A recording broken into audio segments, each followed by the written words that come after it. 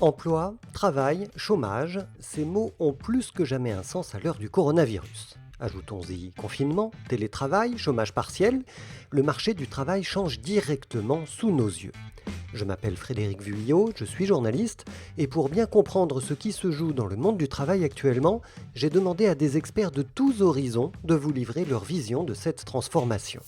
Point de suspension, c'est le podcast de l'UNEDIC qui décrypte les transformations du monde du travail en donnant la parole aux experts, eux aussi confinés.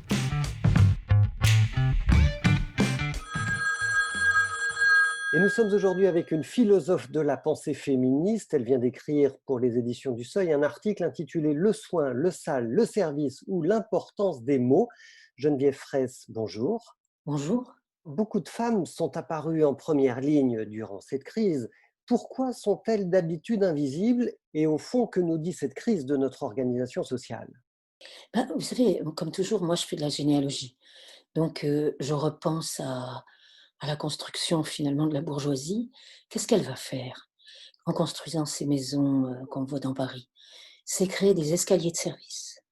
Que veut dire un escalier de service? Ça veut dire que ces gens-là ne veulent pas montrer ce qui se passe dans la cuisine ou ce qui se passe, en tout cas pas les allées et venues des personnes qui les servent. Du petit personnel. Le petit personnel, l'entrée de service, il y en a encore beaucoup d'appartements qui sont comme ça. Et quand ils ont été plus nouveaux, on mettait les chambres de domestiques au rez-de-chaussée. Donc il y a une ségrégation qui est faite. Donc l'invisibilité commence par la ségrégation.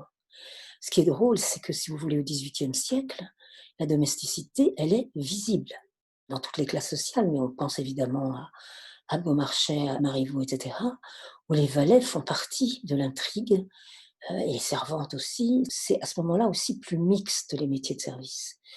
Ils vont devenir plus féminins, ça c'est au début du XXe, donc plus cachés, ces fameux éternels invisibles, pour lesquels j'avais intitulé un article comme ça pour Le Monde diplomatique. Et ça veut dire que ce qui compte, c'est qu'on ne les voit pas. Ça ne s'est pas tellement arrangé, puisque finalement, quand vous avez des femmes de ménage aujourd'hui, vous ne les voyez pas non plus. Pourquoi est-ce que c'est important qu'on ne les voit pas? Ah! Oui, évidemment. Parce que ça cache quelque chose de cette, à mon avis, construction d'une classe bourgeoise, où il faut jouer l'apparence, on a cette idée qu'il faut ne pas montrer.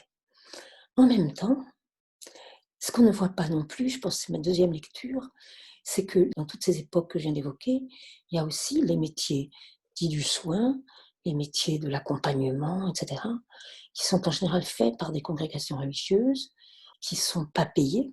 Ça, c'est bien une invisibilité aussi. C'est que ce ne sont pas des métiers, puisque ce n'est pas des transactions économiques. Donc là aussi, on organise le flou. C'est flou, que ça soit celui de l'invisibilité de la dame de ménage ou de l'employé de service, comme on dit aujourd'hui, mais avant on disait la bonne, ou que ce soit les métiers du soin dans l'espace social. Dans les 2 cas, c'est une construction nouvelle et féminine. Pourquoi est-ce que ça touche au fil du temps davantage les femmes? Parce que si on rend ces métiers, faisant l'objet d'un salaire, à ce moment-là, ça va être des salaires très bas. Pas parce que c'est des salaires bas qu'on a des femmes, mais ça peut être aussi parce qu'on a des femmes qui ont fait des salaires bas. Peu importe. Mais c'est la catégorie femme qui intervient et surtout ce qu'on va construire comme la catégorie ménage au XXe siècle, quoi. Et donc tout ça devient complètement féminin. Donc on va payer les soignants comme on paye à la bonne, mais on s'aperçoit que c'est très féminin et ça tombe bien, comme ça on les paiera mal. Qu'est-ce que tout cela dit de notre organisation sociale? Justement, c'est bien que vous ayez posé la question des femmes, parce que c'est pas seulement la question, du petit peuple qui chercherait des petits métiers et cetera. C'est vraiment, à ce moment-là, la hiérarchie sexuelle qui compte. Et cette hiérarchie sexuelle, elle peut être fantasmée aussi d'ailleurs, hein. De l'infirmière à la bonne du 16e étage, ce que ça dit, c'est à la fois l'érotisation, ça c'est sûr, tous les romans sont là pour le dire, mais en même temps, si on fait de la hiérarchie sexuelle, ça sert à plusieurs niveaux. Je parlais d'érotisme à l'instant, mais ça peut être aussi effectivement, les dames, bonnes à tout faire, même y compris, dans les hôpitaux ou dans ce qui est, para-hôpital.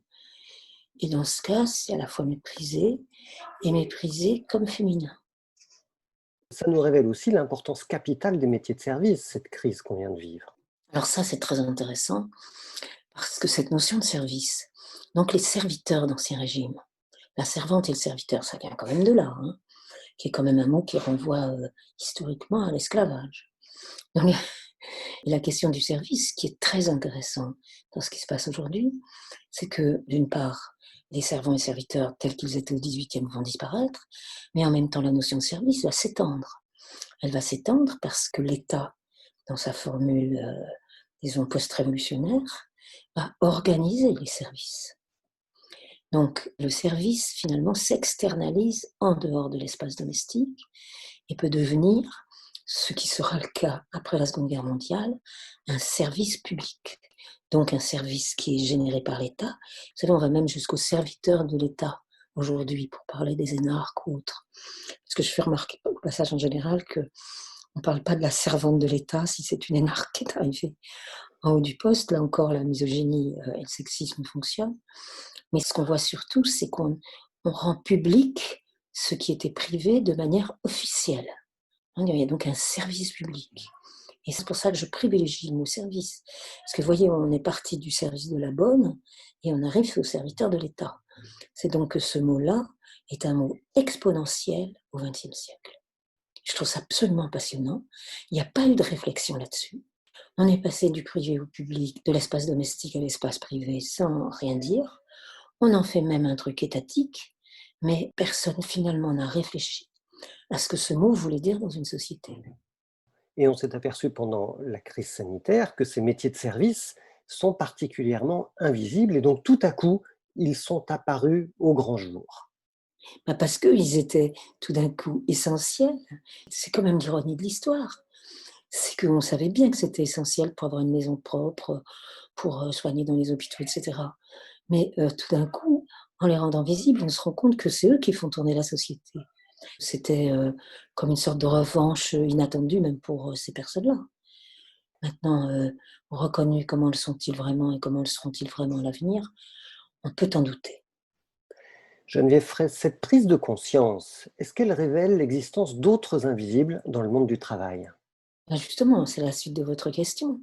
On parlait du sale. Qui a jamais vu les éboueurs comme faisant partie du service public? Même si des municipalités utilisent des services privés. Mais le sale, c'est comme le maternage, c'est comme la poussière, c'est comme tous les soins médicaux. L'éboueur est quelqu'un d'essentiel. Là aussi, c'est une remarquable mise en lumière. Au lieu de penser à eux seulement quand ils nous offrent un calendrier de Noël, il racontait l'autre jour qu'il trouvait sur les poubelles des petits mots doux. Donc là, c'est totalement inattendu. Mais sans les éboueurs, comment fonctionnent les choses? Autres invisibles, et c'est de l'actualité ces jours-ci, ce sont les égoutiers. Car les égoutiers sont en train de manipuler le Covid. Et en plus, la question s'est posée, de manière très égoïste pour les citadins, est-ce que l'eau serait peut-être polluée au Covid? Donc on s'aperçoit que les égoutiers, c'est pas seulement des gens très sales qui sortent sous terre. De toute façon, le terme, c'est fonctionnement, c'est-à-dire que tout d'un coup, ça fait fonctionner la société. On peut tout arrêter sauf feu. C'est ça qui s'est passé avec le confinement. Donc si c'est sauf feu, ça veut dire que quelque chose n'a pas été pensé dans cette nouvelle société, disons, du XXe siècle. Et comment vous le nommez, cette chose qui n'a pas été pensée?